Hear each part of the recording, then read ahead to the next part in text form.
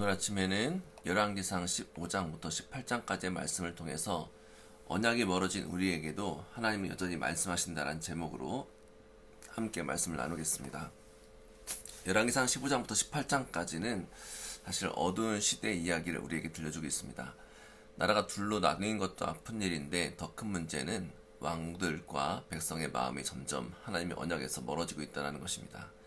북이스라엘과 남유다는 겉으로는 왕국의 모습을 가지고 있지만 그 중심에서 하나님을 잃어버렸습니다. 특별히 북이스라엘은 하나님을 떠난 왕들이 계속 이어졌고 그 과정 가운데에 결국 아합과 이세벨의 시대에 이르러 더 깊은 어두움 속으로 빨려 들어가게 됩니다.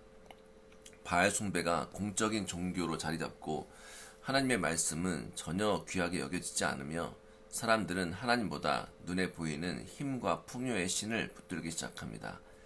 단순히 종교가 조금 섞인 문제가 아니라 언약의 백성이 하나님을 버리고 다른 신에게 마음을 주었다는 것입니다. 성경은 언제나 분명하게 말씀합니다. 문제의 핵심은 정치가 아니라 예배라는 것입니다. 무너짐의 시작은 경제가 아니라 우리의 마음 중심이라는 것입니다. 사람들은 종종 시대가 어려워진 이유를 외부에서 찾으려고 합니다. 지도자가 문제라 이야기하고 환경의 문제라 말하고 조건이 문제라고 말합니다. 물론 그런 것도 영향을 미치게 됩니다. 그러나 성경은 더 깊은 곳에 문제가 있다고 말씀합니다. 바로 하나님과의 관계입니다. 하나님과의 관계가 무너지면 나머지도 결국 무너지게 된다는 것입니다. 언약에서 멀어진 시대, 그런 세대는 결국 방향성을 잃을 수밖에 없습니다. 하나님을 떠난 마음은 반드시 다른 무엇인가를 붙들게 되어 있습니다. 사람이 하나님을 예배하지 않으면 예배를 멈추는 것이 아니라 다른 것을 예배하게 된다는 것입니다. 그것이 돈일 수도 있고 권력일 수도 있고 안정일 수도 있고 인정일 수도 있습니다.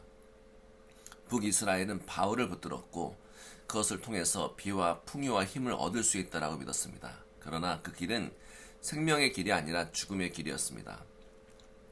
바로 그때에 하나님께서는 엘리야 선지자를 세우십니다. 시대가 어두울수록 하나님께서는 침묵하지 않으십니다.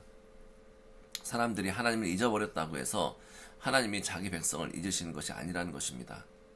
오히려 어두운 시대일수록 하나님은 선지자를 통해 더 분명하게 말씀하십니다. 엘리야가 바로 그런 사람이었습니다. 그는 시대의 분위기를 따라가지 않았습니다. 다수가 무엇을 믿고 있는가 보다 하나님이 무엇을 말씀하시는가를 붙든 사람이었습니다. 하나님은 그 엘리야를 통해서 아합 앞에 서게 하셨고 가뭄을 선포하게 하십니다. 단순한 자연재해 예고를 이야기하는 것이 아니라 바알이 비를 주는 신이 아니라는 사실을 드러내는 하나님의 심판을 선포한 것입니다. 사람들은 바알에게 풍요를 기대했지만 하나님께서는 하늘을 닫으심으로 진짜 이 땅을 다스리는 주권자, 통치자가 누구신지를 보여주고 있다는 것입니다.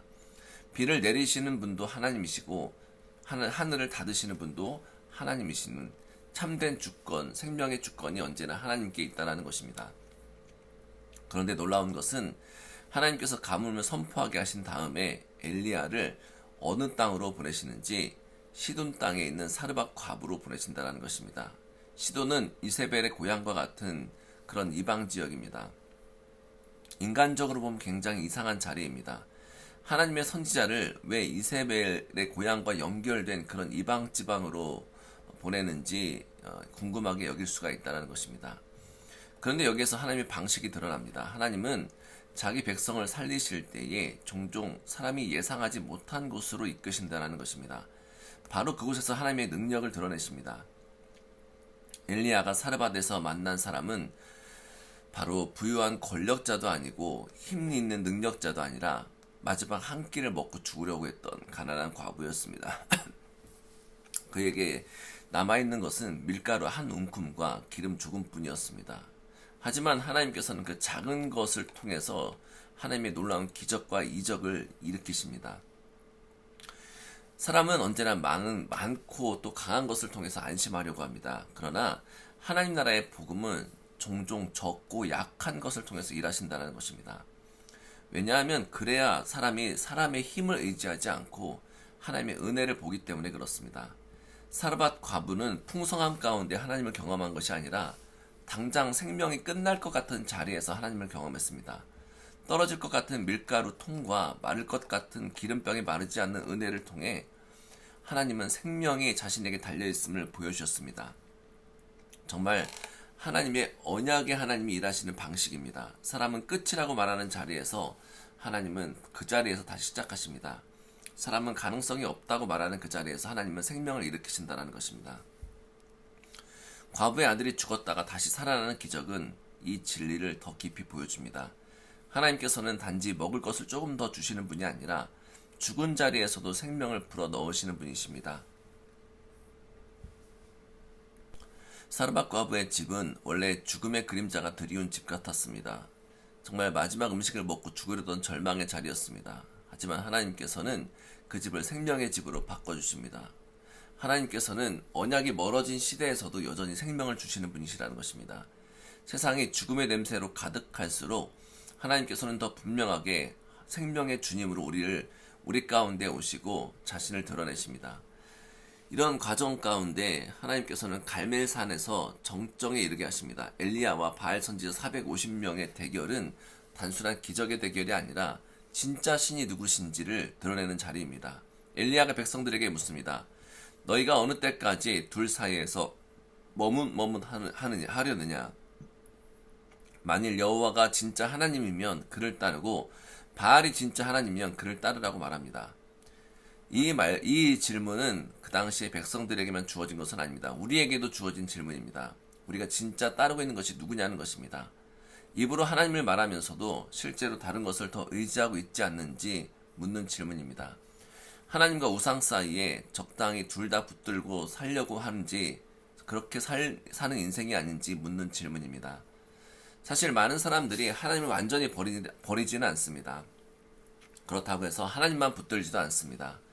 하나님도 필요하고 세상의 우상도 필요하다고 생각합니다. 하나님도 믿고 내 계산과 능력도 믿고 하나님께 기도도 하지만 결국 돈과 권력과 안전이 나를 지켜줄 것으로 생각하고 살아갑니다. 이것이 바로 둘 사이에서 머뭇머뭇하는 모습입니다. 갈멜산에서의 이 질문은 그래서 매우 날카롭게 우리 마음을 파고듭니다. 하나님께서는 우리의 마음이 둘로 나뉘어지는 것을 원치 않습니다. 하나님은 전적인 사랑을 원하십니다. 언약은 절반의 사랑으로 유지되는 관계가 아닙니다. 바알 선지자들은 오랜 시간 동안 외치고 몸을 상하게 하면서 부르짖었지만 아무런 응답이 없습니다. 왜냐하면 바알은 신이 아니기 때문에 그렇습니다.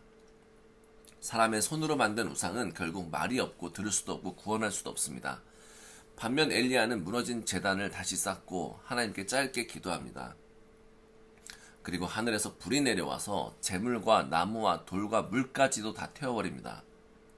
놀라우신 하나님의 기적이 나타나는 장면이고 진짜 왕이 누구신지 진짜 참 하나님이 누구신지 밝히 드러내는 장면입니다.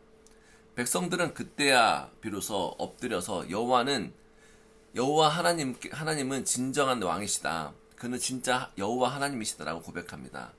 여기에서 바로 참된 회복이 일어났습니다. 사순절은 바로 이 갈멜산의 질문 앞에 다시 서는 시간입니다. 우리는 지금 누구를 따르고 있는가? 정말 예수님만으로 충분한가? 아니면 다른 것들도 함께 붙들고 있는가?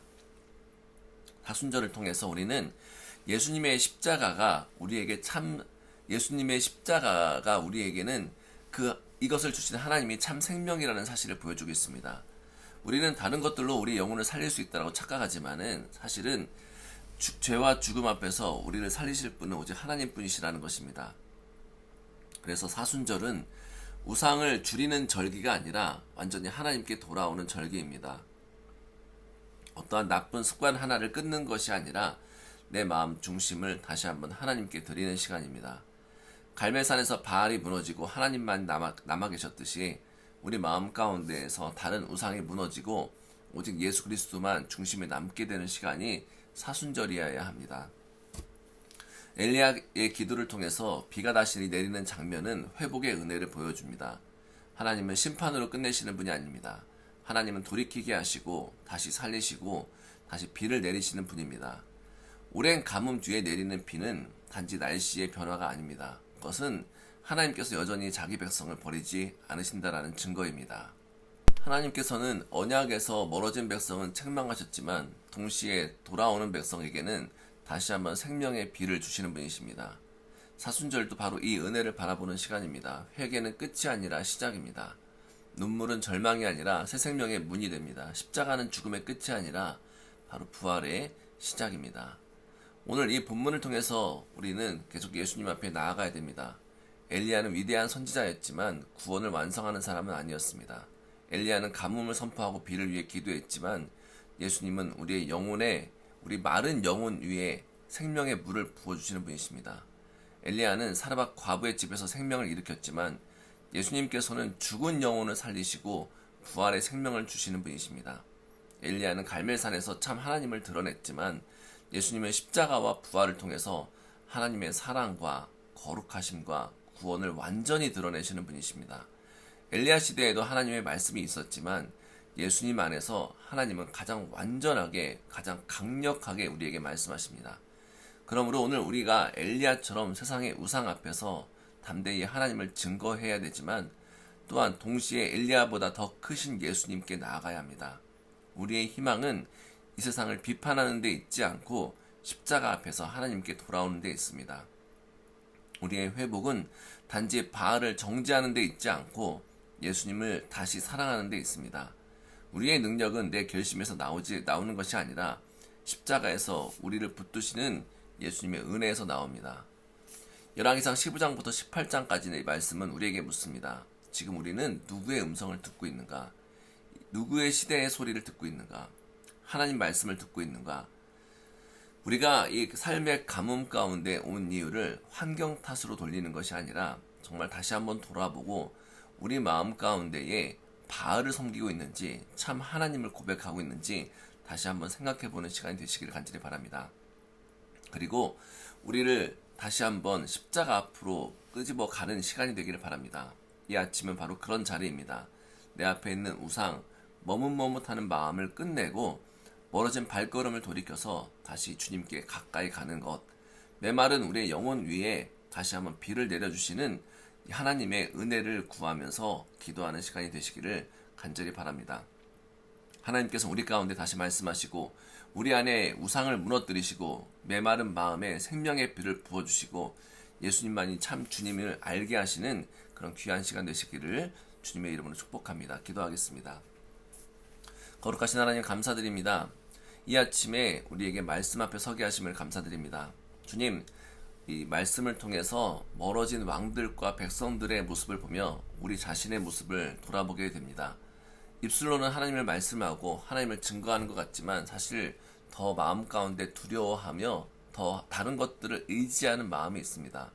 주님, 우리 안에 있는 바알을 보게 하시고 더욱더 하나님을 붙들고 사랑하며 두려워하는 마음이 아니라 주를 믿는 마음 가운데 나아오게 인도하여 주옵소서.